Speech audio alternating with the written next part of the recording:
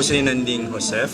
Ako po ang gaganap ng papel ng Celo Monzon, ang anak ng ama na si Don Zacarias Monzon. Ako po yung anak na naging biktima ng pananakit at disiplina nung bata ako. At yun ay hindi ko makalimutan at naging dahilan kung bakit galit ako sa aking ama hanggang sa ako ay lumaki at ako ay maging matanda na rin at magkaroon ng sariling anak. Wag sa mukha! Wag sa mukha! Hindi siya. Hindi siya. Then break down.